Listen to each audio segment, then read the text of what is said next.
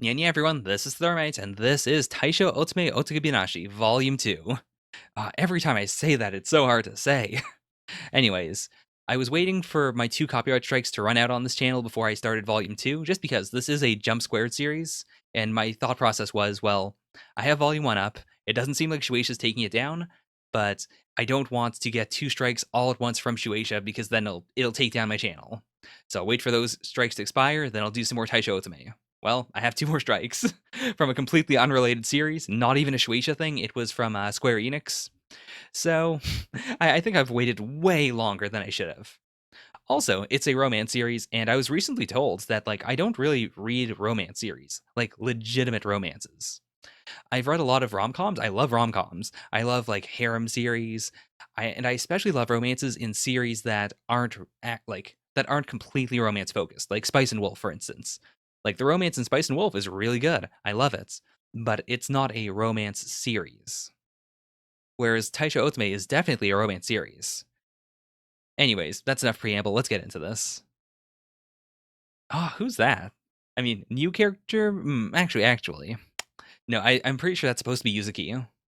Because, like, yeah, she usually has black hair, but this artist does have, like, this artist puts in, like, hints of red sort of as highlights. Also, like, the outfit she's wearing is clearly not supposed to exist in this universe. Like, this is feudal, not feudal era Japan, but it's old Japan, and this is very, very Western. So I assume this is meant to be more of a like a Valentine's Day thing or something. But I just remembered in chapter 1, she has that moment where her hair gets all super poofy, and that's exactly what it looked like. Also, I guess I don't have any like plot predictions. At Volume 1 was mostly about the interplay between Tamihiko and Yuzuki. We saw Tamako. That's right, Tamahiko's sister Tamako. And at the very end of the volume, actually, we did see Yuzuki's like childhood friend. So I guess those are the 2 plot points we should expect to do more with.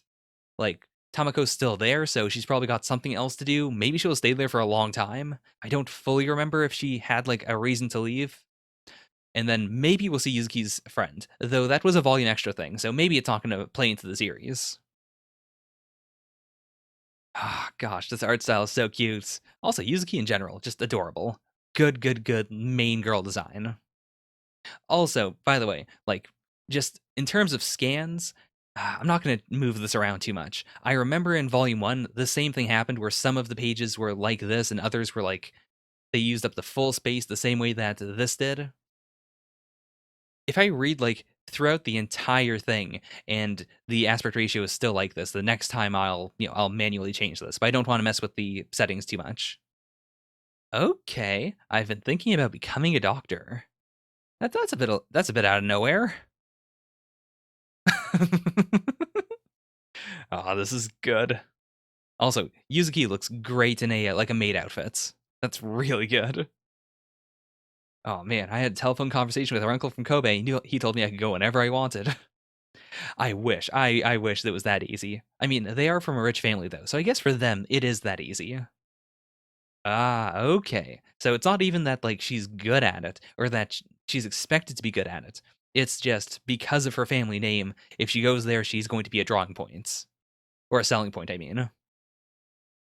Usually in any other series, I would say something along the lines of this isn't okay, that she should fight for love. But to be fair, like, I don't really know if she wants to do that. Like, she's had no real romantic inclinations at this point. Also, these pages are offsets. Let me just fix that. Aww.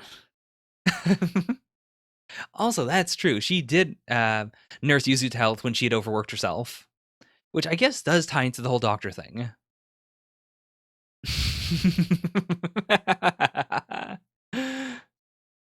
Gosh, we had such a good moment and he had to ruin it. But okay. Pokemon Yuzu. It's interesting that she's the like, how do I put this? That even though she is such a polarizing character, that like in any other manga, I would imagine this scene would have to come from her. Like we wouldn't be narrating over it. Like, I, to be fair, I'm kind of jumping the gun. Let's read the rest of this. Okay, okay. So it is her narration. I assumed it was going to be Tamihiko like saying all of this, and that would have been really weird. But I'm glad that she is the one saying it. Okay. Yeah, so it is directly because of that, because she nursed, Yuzuki back to health, and she, like, found, like, not salvation, but, like, she found something good in it. It makes her feel good. I feel like that's pretty positive. Like, it's being driven by the negative view of her family, which is not the greatest, but I can see that, and, like, it's a good way for her to find peace with it, to be able to use the power of her family in a positive way, in a way that she can live with. Like, it's so extremely wholesome, actually, that she was willing to give up her spot with her husband slash future husband because, her sister-in-law, his, sister was, not feeling great. Plus, actually, now that I think about it, it also gives her an in for, like, if she has another bedwetting accident, then she could very quietly get some help without disturbing him. Is he gonna give her a head pat? Okay. Alright. So, she was aware, she knew it. I mean, I'm hoping this isn't supposed to be more of a love triangle-y thing, because so far, just, like, it didn't feel like it was going to be that kind of series. So I assume this is more of a tease than anything else. Yeah, yeah, it is, it is.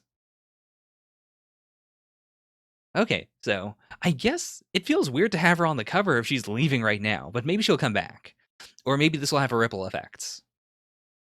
Ah, that's a good feeling. The feeling of, like, having this long time where you didn't have a reason to make plans for the future, and then, like, having this sudden breakthrough. I can't say I've ever had anything quite like this, but I think a strength of the manga is that, like, you don't have to have had an explosive new perspective situation happen to you. Like, it's very relatable regardless. I think the last time I mentioned, if I didn't mention it last time, I should have, that Tamihiko is very clearly meant to be a stand-in for a hikikomori or someone else who is a shut-in. Like, it's something where a lot of people currently suffer from this, but the way it's presented in the series gives you more distance. It gives you more perspective. It allows you to approach it without it feeling too real. And I really appreciate that. I think the series has a really interesting niche there. Hmm. Okay, so it still bothers him. Also, I do wish this would be translated. Like, thank you, Sea Otter Scans, for translating it all, but still, like, come on, like, this is important. Maybe not this. This might just be like editorial stuff. Like, usually the editors will just put on some extra text that the author didn't really mean. So, like, that's not important. But this is. This stuff is important. I am glad he showed up, though. Like, I'm assuming it was partially just the fact that, he felt guilty. He didn't want her to seem like a slave. But at the same time, I mean, that's a good enough reason on its own. Like, I kind of wish he had just said when she was leaving, like, "Hey, I want to come with you." But meeting up with her here is still like it's a good it's a good other way of doing it. Okay, so it is mostly because of that attitude. Like, it wasn't because he was scared about like something bad happening to her. And it wasn't just because he wanted to be by her side. It was because he didn't want people to say horrible things about her. Gosh, she is so adorable. I mean, I liked the whole Tamako arc, but I hope we're getting more of just pure Tamihiko and Yuzuki. Like, that is the core of the series. Even if we have to get more characters, like, I do understand that a series like this can't rely entirely on two characters for the entirety of it if it's going to last a long time. But still, I can appreciate this. Like, not this part of it. I had quite a bit of parental attention as a kid, but I also had like books as this paragon of like this is the greatest thing in the world. I definitely had more books than I had friends, that's for sure. The 1st of September? What does that mean? I don't remember if it came up before or not. It's extremely close to my birthday. It's one day off, which feels eerie, but we'll see. Ah, well, obviously, since today's your birthday, she remembered. Also, I'm assuming then that the 1st of September is his birthday. It's a bookmarker with a kikyo pressed on it. What's a kikyo? Oh, other way. Ah, the kikyo means, and it is the symbol of unchanging love, honesty, and obedience. That is so cool. Like, that's a fantastic present then. Is that really the first birthday present he had ever gotten? Oh, oh, that's incredible. That's legitimately incredible. Like, just the implication of this, that it's not just affecting him here, but it makes up for all of those sad, sad birthdays he had as a child. Like, the dynamic they have, even though they're not that far off in terms of actual age, like, the visual dynamic is, like, it's something that could be very creepy or very weird if done the wrong way. I personally am not into series that have, like, something like this, like a lowly character that is, that is older than they seem, but they still look really young. That's always bothered me. There are very few series that can make me appreciate that. But so far, Taisho Otome has been doing an incredible job of it. I think this shot especially, like, these panels, I mean, did a really good job of showing that, yeah, eh, like, Tamahiko is stunted to some extent. He is growing up, but at the same time, there are parts of him that are not that mature. Whereas Yuzuki's kind of the opposite. Like, she looks very young, but she's way more mature than she would expect. Like, she's even more mature than a 16-year-old, would be expected to be. They really do make a great pairing. This is the first time I've heard those words since the moment I was born. Oh man. No, don't back off. Don't back off. Okay, well, new character, I suppose. Like, definitely new character. My memory of the first volume is a little bit spotty, but I do remember how minimalist the first volume was. Like, it was basically just three characters, and then the doctor, his nurse, like some incidental people, but definitely not this design. I would have remembered this design. Yeah, I mean, sure, but that doesn't explain why she's in his room or why she broke her thing or his things. Chapter 11, Bad Girl. First of all, thank you for translating that. Hmm. Oh yeah, I forgot about that. I forgot about his old-timey porn.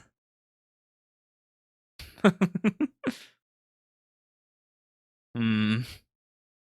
Gonna be honest, I'm a little worried about this. I'm worried that the series is gonna go in a more harem direction, especially with the way they sent off Tamako. Like, that's really not what I want from this. I just got done saying that I haven't read very many true romances, and it felt like it was gonna be a true romance. So, I really hope they don't diversify. Hmm. Yeah, why did she break it? Ah, oh boy, I don't think I'm gonna like this character at all. Because yeah, part of it is just that a glass jar is pretty expensive in this time, like because it's more difficult to make. But then also like anyone who goes somewhere and uses something and then like complains about it even though it wasn't their thing or it's not something they were entitled to. That gets me so much. I hate that so much. It's the worst. Ah, oh no, I really don't want this. Like, Tamahiko, why are you not just saying what happens? Like, sure, it's weird. And I guess, like, if I were in that situation, it would honestly be 50-50 on whether I would mention this girl or not, just because I'd be so shocked. But the the correct thing to do is to mention her. To say, like, hey, someone was here. Someone broke into our house. Like, that's a problem. That's something that affects everyone here. We should probably deal with that. Oh boy. Okay, so yeah, I kind of figured she was a thief, but okay, so this makes a pretty obvious like arc of he goes after her, she misunderstands, she thinks that he's going after her either to get his money back or because he likes her or something. And then turns out, no, I don't care about you at all. All I wanted was the bookmark. Okay. I mean, I hope she I don't know. I don't know what I want. This entire arc makes me feel very uncomfortable. But yeah, like it was a gift that Yuzu gave him. It was also the first ever birthday present he had ever gotten in his entire life. Like, it's insane that within one chapter, I'm immediately extremely invested in this bookmark. Okay. So, I mean, she has problems too, which is, it's fine. Like, she was cocky, but at the same time, like, I don't like it that much, but I do appreciate characters like who are very cocky or very like jerkish because they have other problems and like they're taking it out on something else. I don't like that per se, but I can appreciate it in a weird way. And honestly, I can appreciate that too.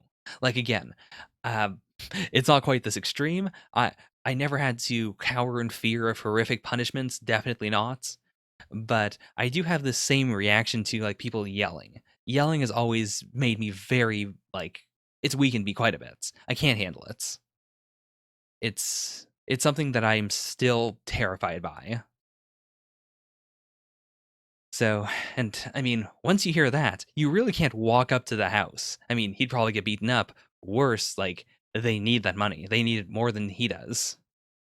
But still, like the bookmark is the most important part. Maybe maybe my idea about this is wrong. Or maybe it isn't. Like maybe she's supposed to be a harem character, but like she'll show up after all of this and hand over the bookmark again.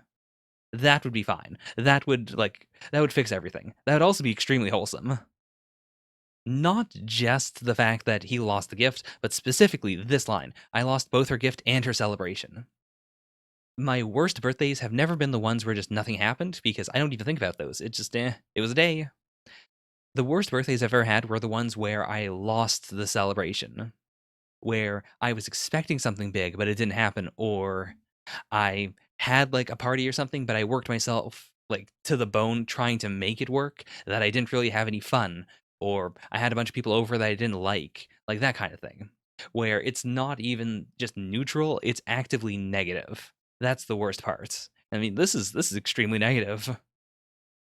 Also, this situation, like a situation where you do nothing wrong. Like I'm looking at it from Yuzu's perspective of she did everything right. She tried to make Tamihiko happy, and just near the end of his birthday, instead of trying to do anything like cute or fun, he just curled up, went to bed by himself, and then the day after, he's so standoffish. It sucks.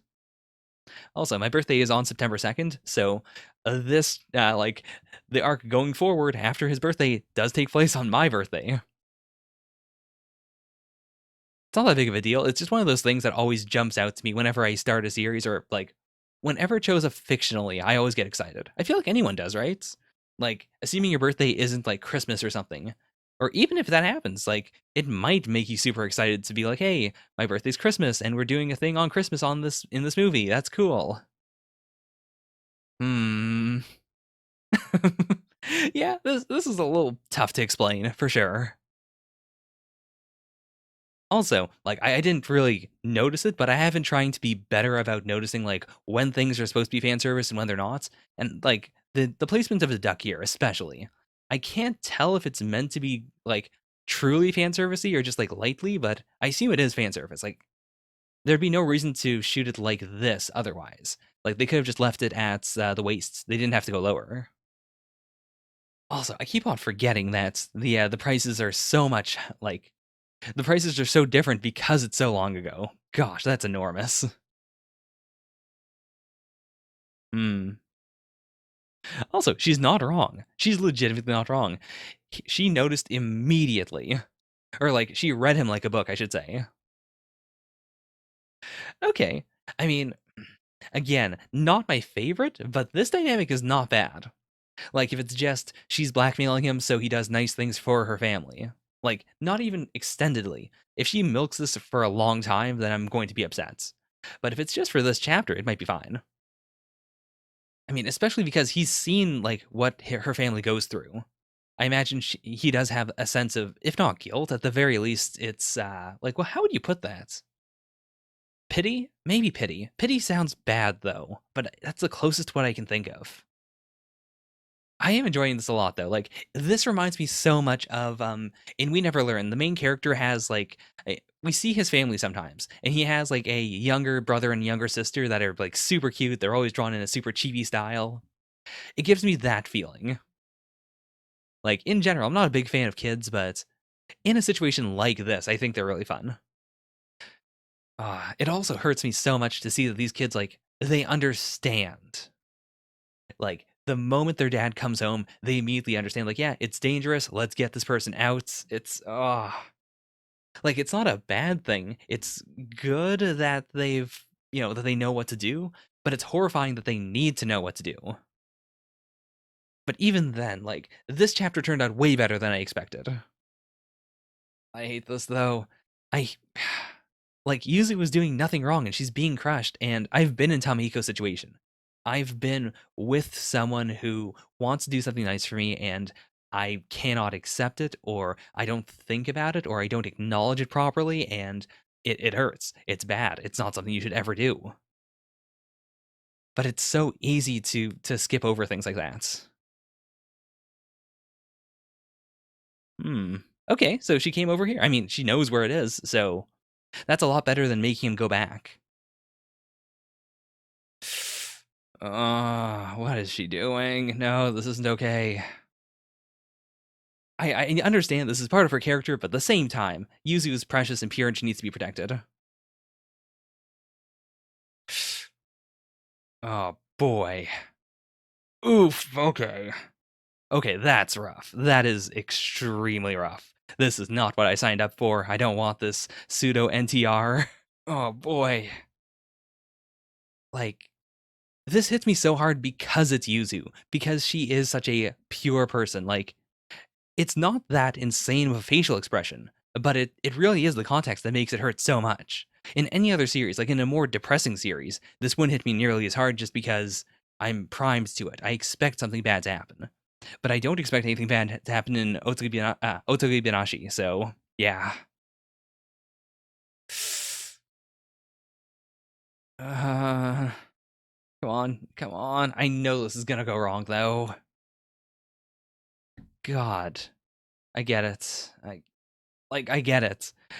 Like she's tearing it up because she like in the depth of her heart she knows that he cheated on her, or like in her heart she knows that. So she wants just to get rid of it. She wants to forget it. But oh man, that's devastating. I don't even know her name, but I am so furious. I am so legitimately furious. Oh my god. This is heartbreaking. I mean, ugh. Okay, so this wasn't just a random thing. It was for like the start of a chapter. That's interesting though. Like I assume still that this isn't a outfit that's going to show up, especially considering it's this arc. Like, I mean, the salespeople did just come, but I doubt they still have time. I mean, I guess they do. They said they were there for a while, so maybe he does go out and buy her this outfit. But I don't know how we would jump to that conclusion. Okay, I think I see what we're doing. I think like Tamihiko is going to like he's going to be distraught. He's going to do something extremely adult. Like I don't know what specifically, but I feel like the point of this is to show Rio like, hey, you messed in something that was way more important than you are. Like you did something truly atrocious here. I think that's what it's going to be. Like in the same way that Tamako got kind of broken in Volume One. Like she started off super haughty, and then she adjusted when she wet the bed. I feel like we're doing something similar here, especially since they are very similar characters. Now that I think about it, it wasn't Rio on the cover, right? Let me do a quick. No, there's no way. That's obviously Tamako. I was just wondering because this does feel like a more Rio centric volume. Like she seems pretty unrepentant, but now I feel like I know what's going to happen. I feel like if this arc continues to be this dark, then there's no way, right? There's no way. It's not that kind of series. She seems okay. I think she's pretty clearly repressing it though. Or maybe not even. Like it she might just be forcing herself to move on. I've definitely been in that situation too, where there's something horrible and you cannot like that's extremely relevant right now actually. Where like something enormous happens and you can't like get around it. You have to address it, but at the same time, you can't dwell on it forever because dwelling on it doesn't help. So you just force yourself to move on. But at the same time, like that's not healthy. Oh, this is neat. I've actually never seen a phone like that, like a hand crank powered phone. All right, really glad that we're getting more Tamako. God, this is actually adorable.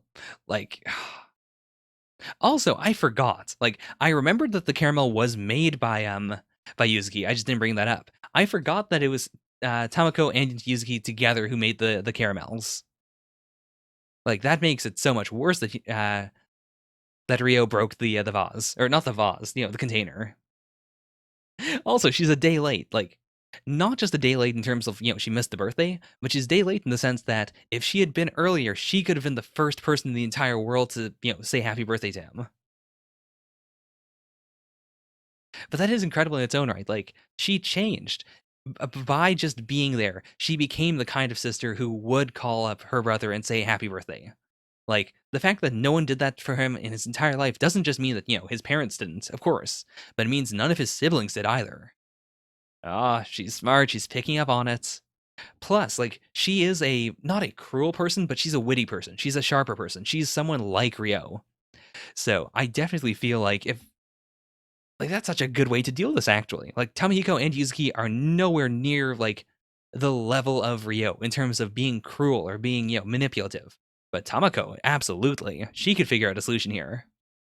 Ah, so it's not just the thing that the scanlator threw in there, but like it's playing into the actual story. It's a flower you give to someone truly precious. Which I mean, yeah. But I mean like it's not just something that we as the author or as the readers are supposed to know. It's something that is being brought up specifically to Tamahiko. Oh, he's gonna put it together. Oh my gosh. Okay, I am a sucker for things like that. Ah, please, please understand. Like, don't just understand that he didn't cheat on you. Understand how much it means to him. Understand that how much you mean to him. Come on. Kikyo means unchanging love, right? If that's the case, no matter what happened to it, the feeling that's been immersed into it shouldn't change. And I mean, that makes total sense because he immediately started moving away from her and like it all lines up so well. The more I think about it, the fact that Ryo came in and said that she was his concubine or not concubine, his what's the term? She just used it, a mistress. Like it all lines up so well. And the fact that Yuzuki isn't falling for that bait or that she considered it but she wanted to push it aside. It's I don't know if I'd call that noble per se, but I do think that's, it's special. It shows that she's committed to this and that Tamahiko should have done a lot better. But at the same time, like he's trying to make amends, even if the damage has already been done, which I do respect. Like the worst thing in the world is to know that hey, you should have done something, but you absolutely you didn't at the moment. You couldn't have, or you could have done something, but you didn't. I guess that's what I'm trying to say. But then the second worst beyond that is knowing that you still could have done something after the fact and you still chose not to. Because at that point it was always within your hands or it might even still be within your hands and you're just not doing anything because oh well it's not as good as rewriting the past. It's a lesson I've had to learn again and again and again. Like I'm genuinely happy that they're learning this on my birthday because it is something that I find extremely applicable to my life. I mean I guess it's not yeah it is it's still on my birthday, right? Because we just got the phone call and it was a day late. Okay, fair enough. I mean, it's not the greatest, but it's a good resolution, or not even resolution. It's a good way for them to patch things up in the moments, but they still have Rio to deal with. Like the harmless punches are the best. Oh my gosh. Yeah, I mean that was extremely sincere. Even if it's not the best, he put his feelings into it. He made it work, and now honestly, it means so much more than when it did originally. Because like now they've both poured something into it. It's not just Yuzuki. Now Tamihiko himself put even more effort into it than Yuzuki did. Okay, chapter 13.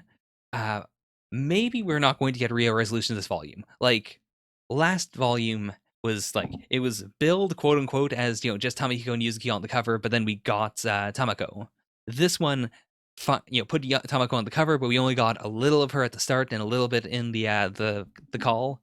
So maybe next volume is going to be like Ryo's going to be on the cover and the arc is going to be about like resolving the stuff with Ryo. I really like how rustic all their food is.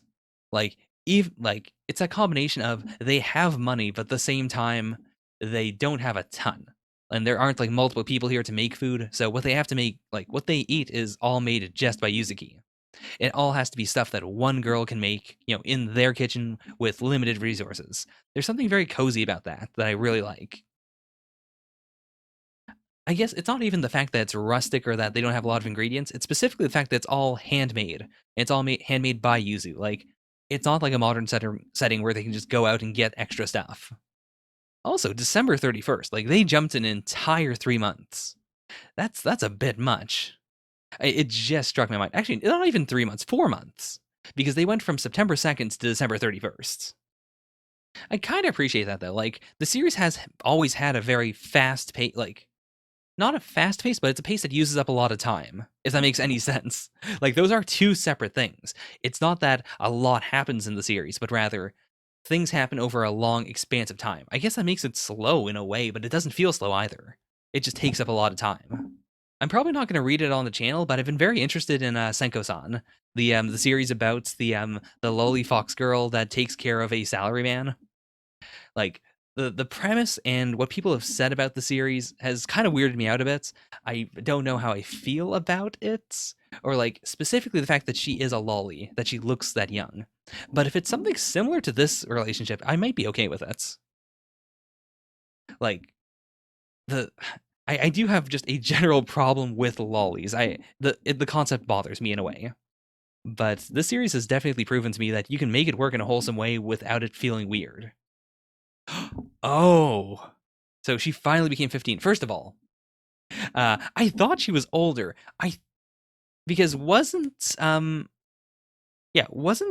also 14? Like I thought the joke was that she was older than Tamako, but Tamako was so much bigger. But I guess they were the same age. But I do really like this duality, though. That in this volume, Tamahiko had a birthday, and she knew about it, and they had a really great celebration. And then we cut right from that to her birthday. Like that's why we did the big time skip. It was to do both of their birthdays like back to back, basically. But he did absolutely nothing. That sucks. And that's true, actually. I was just talking about how much time's passed.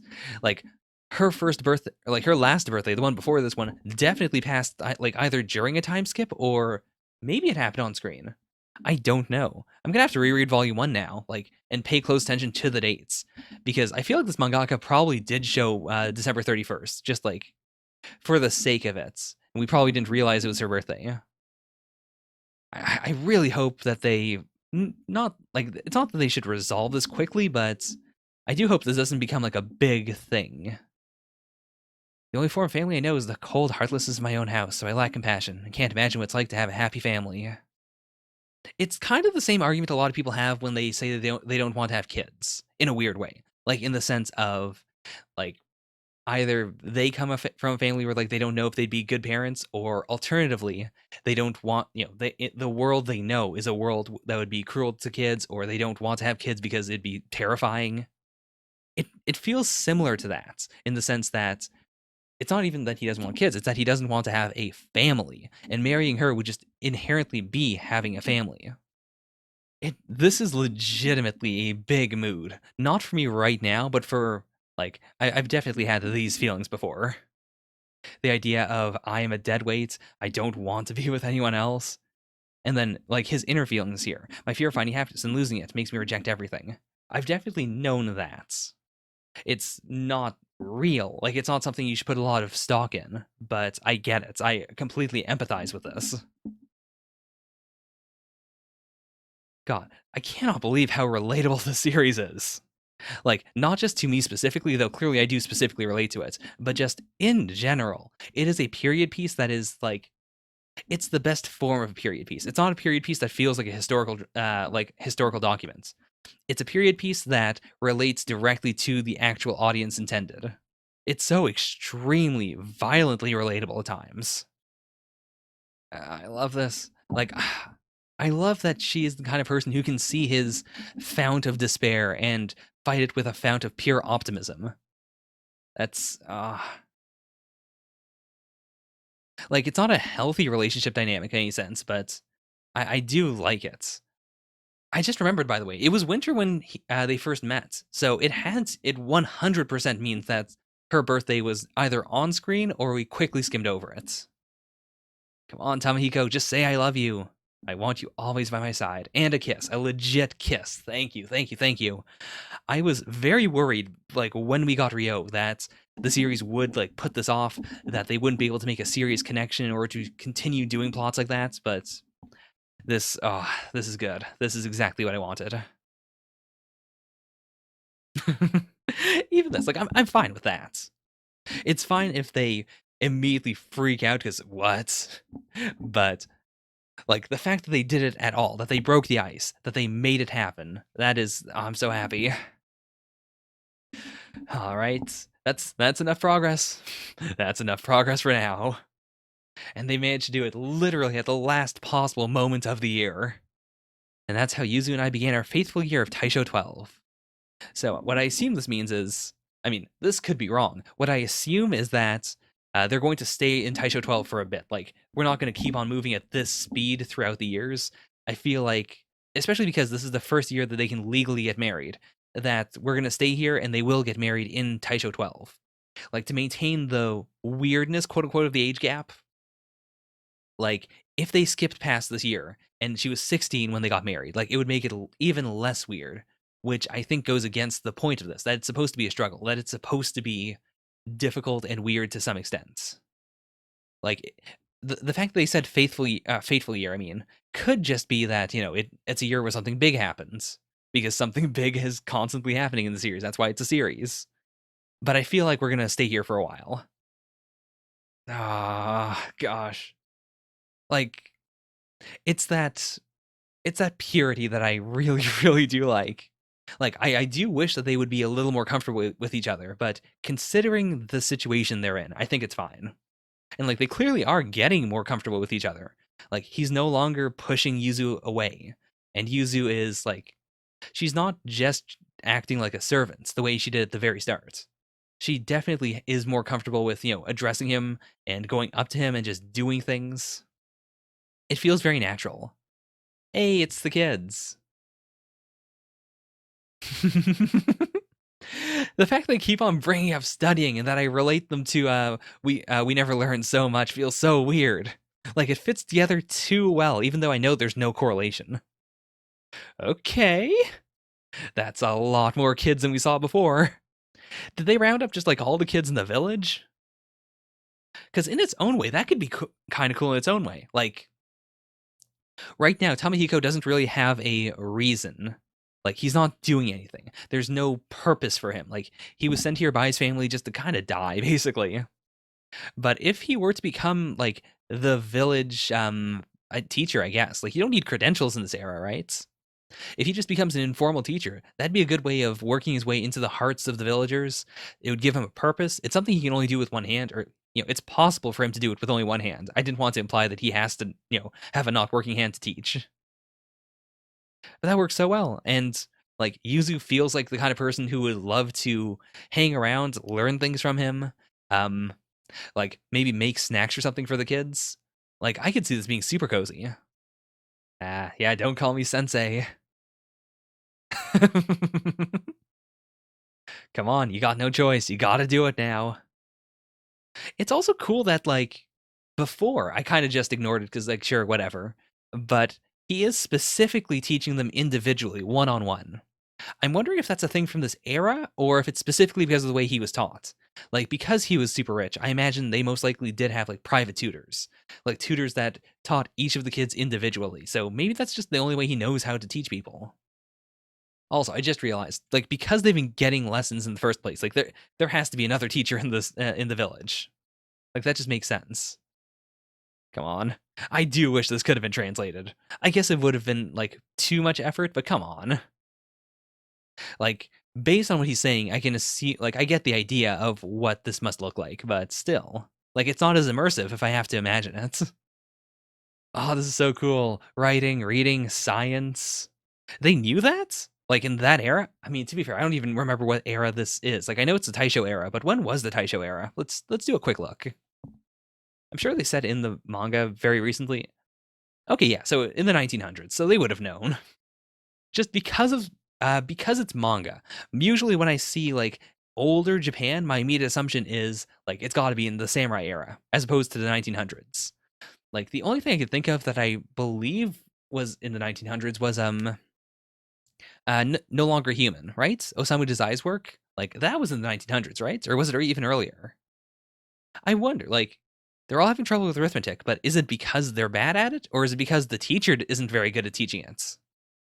Like that could be another way of doing this. Like there's clearly another teacher, but maybe he upstages them, or like all the people in the village realize, like, hey, our kids are really good at studying now, or they've gotten a lot smarter. There's that big, how do I put this? I think a lot of people, especially kids, I remember when I was a kid, I had a big problem with like math problems that didn't really make any practical sense. Like especially once we got into more theoretical math. With basic math, it was like like whatever, sure. I'm going to do stuff with like 7 watermelons and 5 watermelons. That's fine. But once you get more abstract, it always feels weird to be using super abstract math for things that you would never use them for. Like, it makes it feel like it's useless math. So I really appreciate things like this, where there's a clear reason why it's important, why it makes sense. Like these are definitely kids who can't afford to be wasting money, but they would waste money if they didn't know this properly, if they can't do the math properly. Like it's very easy to be tricked by free things. Oh, I love it though. Like this is also just a positive way for Tamahiko to regain some footing in this world. Sponging off of Yuzuki is fine. Like, it's fine that she's willing to put forth so much energy to make him feel better, but it's not healthy. It's not great. Whereas this is something where he gets to give of himself and get in return. Like, it's so much more equal. They're so. I love it. I love how happy he is. Hmm. This kid, though, specifically. So it's the same one who was here. It's. Is it this one? Yeah, it is. Okay. So it is like Ryo's little brother. We're getting something more with him.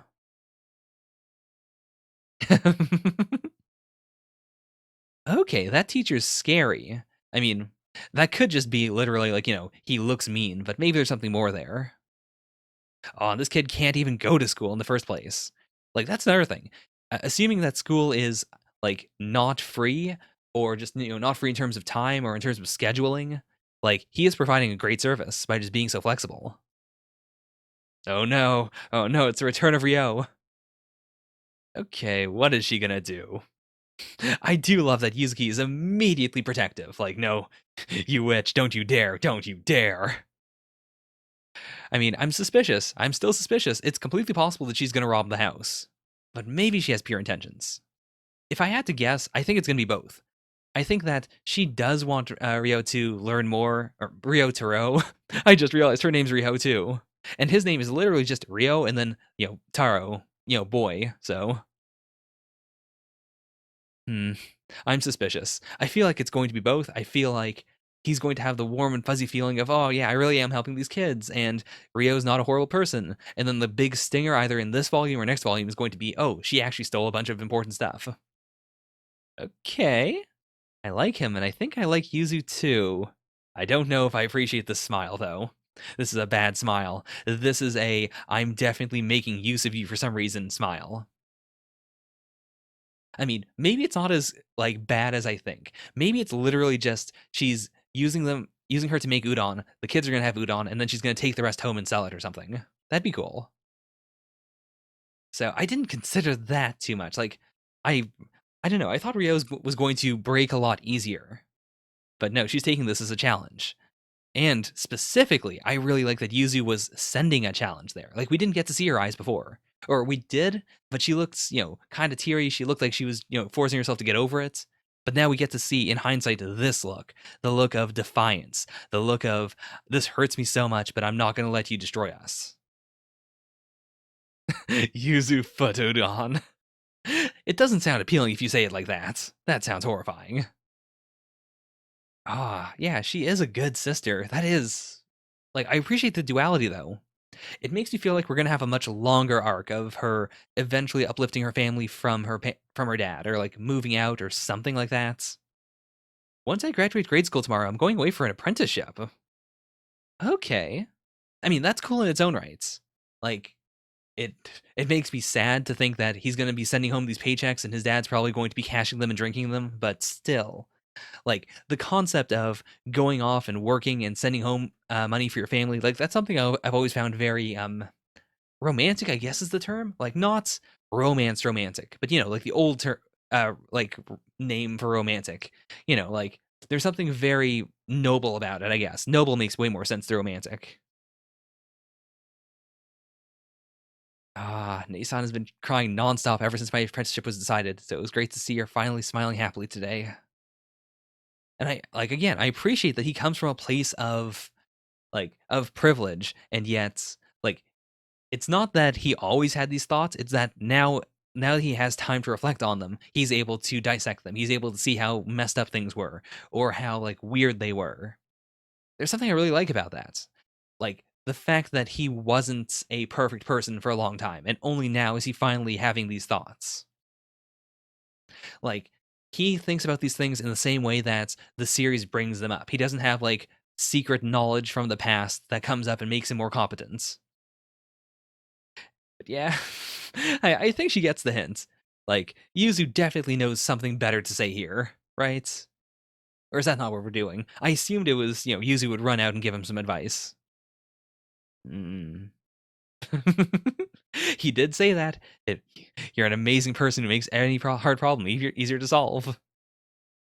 Oh, goodbye. I mean, I sure hope it's not the worst. Like that has an air of finality to it, but I don't think that's the case. I don't think he would do anything drastic, right? He's probably just hanging out somewhere, feeling sad, wondering if he should really do this or not. Come on, please be okay. Please be okay. Okay, okay, it's fine. It's fine. I wonder what they'll do then. Like, maybe they'll convince him, maybe they won't. Like, I could see both options making sense. Like, his family does need the extra money, but at the same time, yeah. If I go with the apprentice, I won't get to come home anymore. I won't get to see Nachon ever. No, that's not true. That's not true. Like, you might not have a lot of money, but you could come back, right? Also, extremely relatable. Again, like giving advice, even when you do not have like experience in that area. It always feels super weird to me to do that, but I do understand the practicality of it. That, yeah, even if you've never had an experience yourself, you can still know something. You can still understand something and like give genuinely good advice. It just feels like weird to do it. I've seen many apprentices ever since I was little, so I can promise you that's a lie. That's true. Like, again, I really appreciate that. That he's taking what he knows, like his past, his super privileged past, and he's using it, like he's spinning it in a way. He's using it in order to take what experience he does have and apply it properly. Oh, and that's true too. Like, not even that he can go back home, but that he could bring like his family over. He could treat them. He could, like, have them come to Tokyo. Also, I do like like the attention to detail here. That it's not just that she barged in and threw him over the way you'd usually, have that happen in any other series, but specifically, he did put up his left hand to brace himself, but because one of his hands doesn't work, he had to fall over. He couldn't support himself. Oh, that's awesome. They came to see him off. Ah, this is amazing. Because yeah, it also incentivizes like not just going to Tokyo, not just earning money, but also exploring himself. Like in order to give a proper tour of Tokyo, he needs to know Tokyo. So now he has a reason to do it. Whereas before he may have been too racked with guilt to, to waste any money on himself, waste in quotes, or to go out and explore the sites when his family is starving at home. But now he has a reason. Now he can justify it to himself. And he didn't deny it.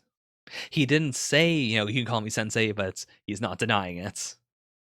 That's okay. I didn't consider that actually.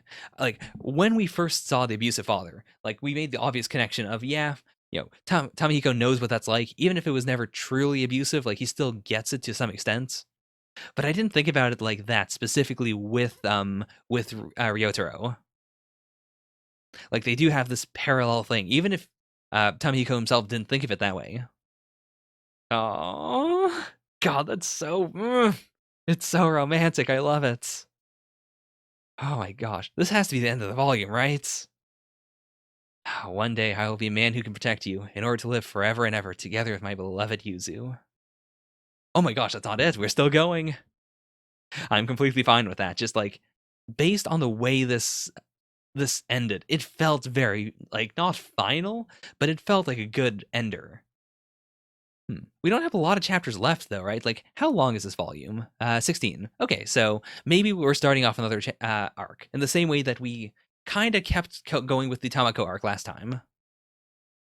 So he's finally standing up for himself. I'm merely concerned about my future as a middle school dropout with no practical skills. It pains my heart. Okay. Oh, I appreciate that though. Like, he wants to finish his schooling, and like, especially with the whole teacher thing, and because it's not just Ryotaro, like because he had a bunch of kids, maybe that's what he's gonna do. Like maybe he's gonna focus on teaching the kids for a bit, and then maybe he'll go to university, maybe not.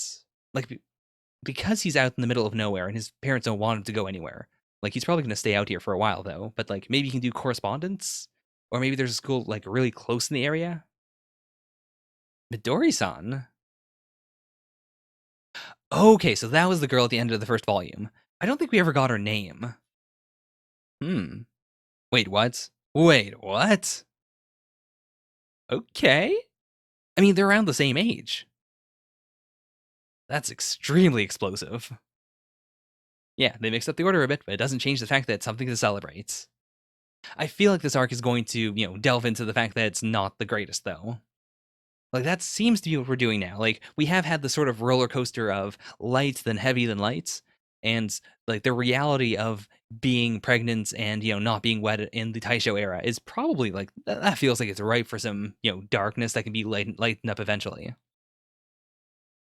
But also, it might make Yuzu feel so weird to be like, well, we still haven't really made any progress, and yet my best friend is getting married already. Okay. So no reply from father. There is a prize for Yuzu. I feel like his dad's definitely going to say no too, because that's the thing. Like going somewhere else, getting an education that goes completely against what his father wanted.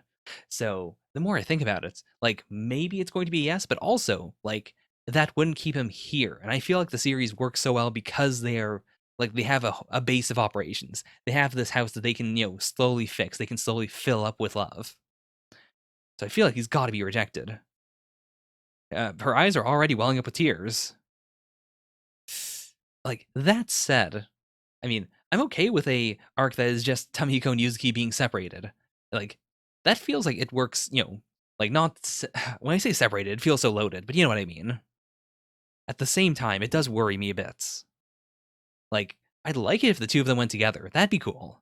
Like they went to Tokyo before, and that was fun.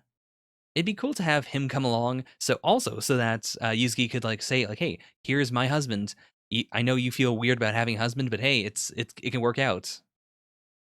That's also a neat way of like tying Ryo back into this. Like now I'm certain that she's going to be on the cover of Volume 3 because it also shows that Yuzuki's grown up a bit, that she she's so used to Ryo at this point that she's not scared anymore. And she has enough faith in Tamihiko that she knows no cheating's going to happen.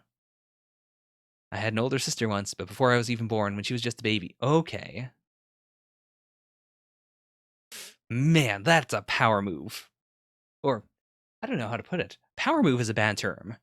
It is definitely a it's a strong move though. It is incredibly strong. I am baffled by the level of strength here. Like how do you say no here? How do you then go behind her back and do something evil? Like it's not possible.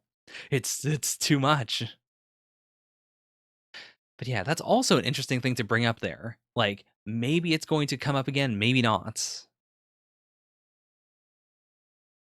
Come on, do it. You coward. Yes, sir. Once you're back home, I'll do it as much as you want. Well, I hope at the very least she holds her to it, or holds him to it. Like that is a bit disappointing, but I can understand that myself. I've been in that situation of I don't want to kiss right now, and then I've regretted it, but at the same time I get it. I get that initial feeling of I don't want to do X or Y. Or even like in the moment you stop, and then in hindsight you're like, why did I stop? That was so dumb. I shouldn't have stopped. Oh man, Midori looks so much older now, and she's not showing it all either. Okay, so she's 5 months in. Plus, like, she is wearing a sort of like not puffy kimono, but it's definitely one where I can see like it's hiding some of the belly area. Okay, that's cool though. I was worried it was going to be a situation where like she didn't have faith in him or anything. So I'm glad he's the kind of person who would go around and like convince everyone that hey, this is on the up and up. This is fine. Don't be afraid. Okay, so they're going to be alone. That's interesting. I kind of hope we get to see him though.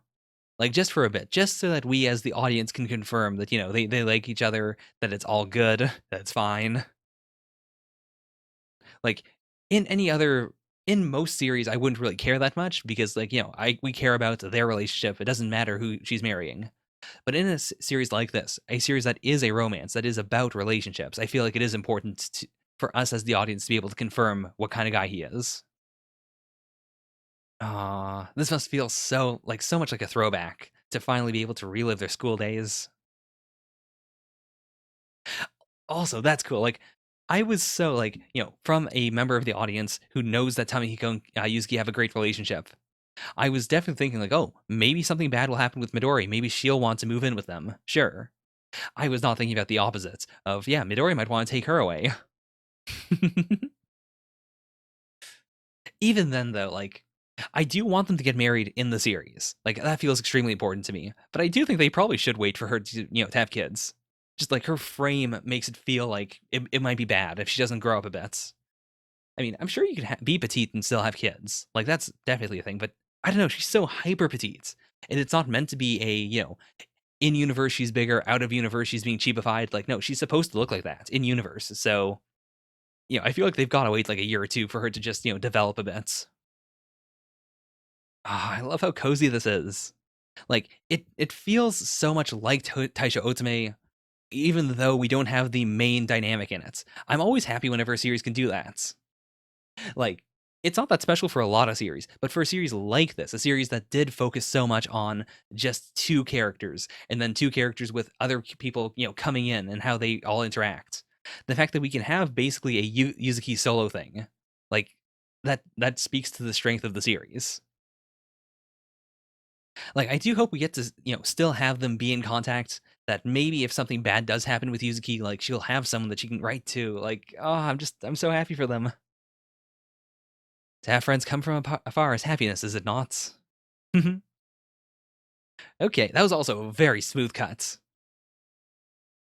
Aww, he misses her. It doesn't seem like anything important's gonna happen while she's gone, which I also kind of like. Why didn't I give Yuzu a kiss back then? A decision I'll be regretting to death. Taisho 12, September 1st, 1150. The Great Kanto earthquake had occurred. Okay. So again, like in this volume, we went a full year around. Like we did, part of a year. We got to September 1st, and then we spent a full year going all the way around, which I just said like, oh, maybe we're going to keep it slow for Taisho 12. Maybe a lot of things are going to happen in Taisho 12. Nope. We zoomed right through it. Okay, I mean, as we said it before, bad things happen on his birthday.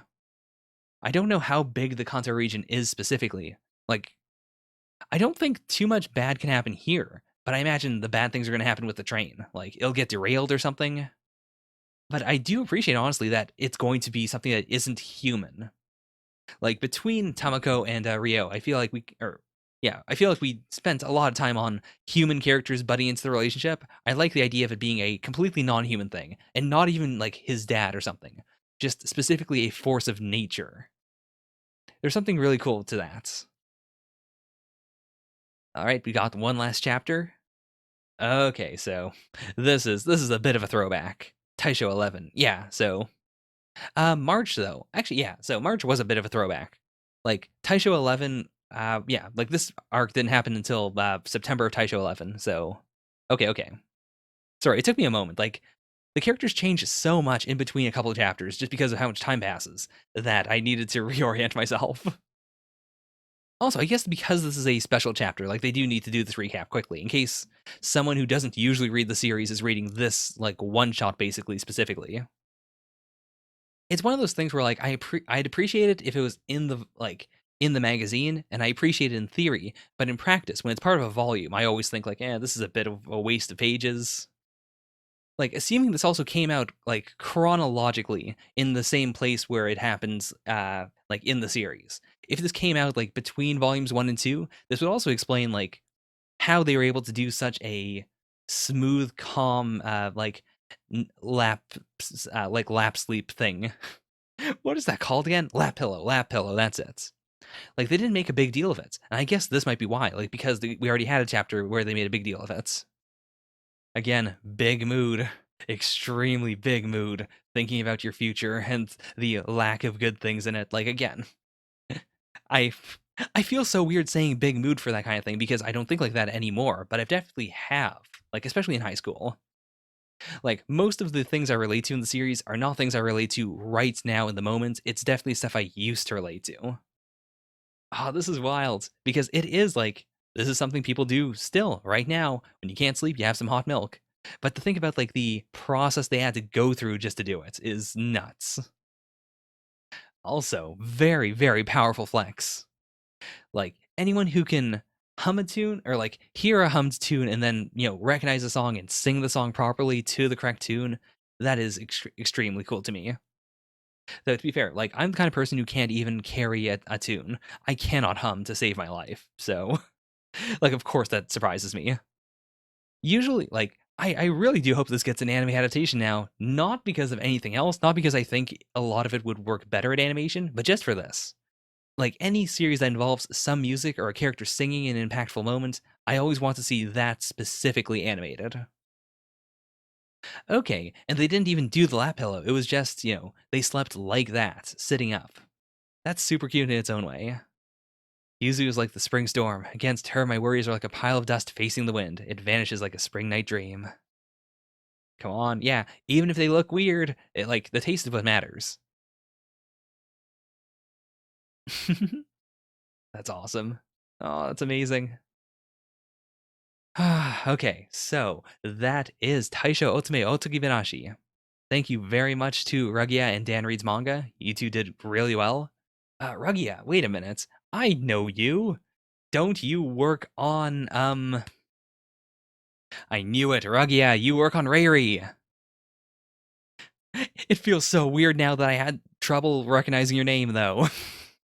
um, I also work on Riri, and I didn't know anything else that Regia worked on. So the fact that he worked on Taisho Otome is kind of crazy. Sea Otter scans. All right, I'm gonna have to check you guys out because I mean I don't know what else you've done, but clearly you have good taste in manga. This was fantastic. Okay, so that was Taisho Otome Otsuki Volume 2. Good series. For those of you who don't know, I'm now cutting out the part where I try to do final thoughts at the end of most of these volumes just because final thoughts, I don't think they make a lot of sense, especially in a reaction. Like, in a manga reaction. In something where I have all the time in the world to talk about things as they're happening. As opposed to, like, like a video or something. If I'm watching a movie, then obviously you would have to have time at the very end to talk about stuff you couldn't talk about in the moment. But with this, like, why would I have final thoughts? Good volume. I really appreciate the flow of the series and how much happens every volume. Like, we went on a journey. The first volume was amazing. The second volume, fantastic. Now I am looking forward to volume 3.